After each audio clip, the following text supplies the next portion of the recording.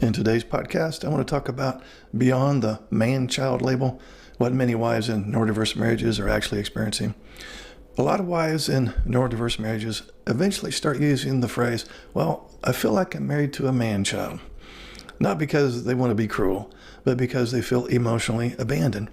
They feel alone carrying their relationship, alone carrying the emotional labor, alone carrying the planning, the communication, the connection, and sometimes even the stability of the home. And after years of feeling unseen, the frustration turns into resentment, and why wouldn't it? But today I want to gently challenge the man-child label, because in many autistic husbands, what looks like immaturity may actually be something far more neurological than intentional. Now, one of the hardest parts of being married to an autistic husband is this confusing contradiction. He may be incredibly intelligent, yet emotionally unavailable. He's capable at work, yet overwhelmed at home. He's probably logical in conversation, but unable to handle emotional intensity consistently. So, to many neurotypical wives, this feels deeply personal. Of course it would. She might think, well, if you can function everywhere else, why can't you show up for me? And honestly, that pain is real. But autism often involves what clinicians call asynchronous development. That means some parts of development advance very quickly, like intelligence, technical ability, analytical thinking, while emotional regulation, executive functioning, emotional awareness, and relational responsiveness often lags behind. In other words, your ASD husband may not emotionally function at the same developmental level that he intellectually functions. That doesn't mean you should tolerate neglect forever, but it may explain why you felt so confused for so long, because many wives keep trying to solve this as a motivational problem. If he cared enough, he would change. But many autistic husbands are not operating from emotional laziness.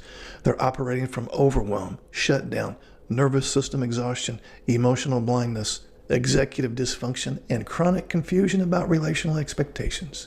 Again, that does not erase your loneliness. I'm not making excuses for him. I'm not trying to get him off the hook. He's very much on the hook. And it does not erase the emotional neglect that you're experiencing. But it changes the framework, because resentment grows faster when behavior is interpreted as intentional rejection. And many autistic husbands are not intentionally withholding emotional connection. Many genuinely do not understand how emotionally absent they appear. Now, let me say something important to the wives watching this. Understanding autism should never require abandoning yourself. Your emotional needs still matter. Wanting connection is not too needy. Wanting responsiveness is not unreasonable. Wanting emotional partnership is healthy.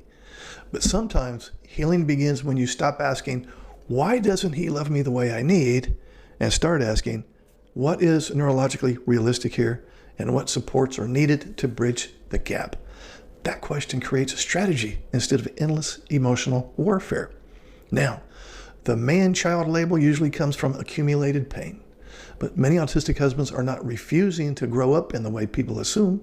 Instead, they are living with uneven neurological development that affects emotional regulation, executive functioning, and relational awareness in ways most people can't see. And when couples finally understand that, blame softens just enough for clarity to enter the room. Not excuse making, not denial, but clarity. And clarity is often where healing finally begins. Now, if this resonates with your experience, let me know in the comments. I will read and respond to your comment. And if you're navigating a neurodiverse marriage, subscribe for more conversations around autism, emotional neglect, Cassandra syndrome, nervous system regulation, and relationship healing. I'll see you in the next video. Hey guys, this is Mark. Some of you may not know that I have a lot of books on Amazon. So if you like my videos, you'll like my books. I have several for ASD spouses, for NT spouses, and for the neurodiverse couple. Underneath any of my videos, you'll see this link. Feel free to click on that link and see what's available. I'm sure you'll find something that applies to you. So if you're struggling in your neurodiverse marriage, help is available, one click away.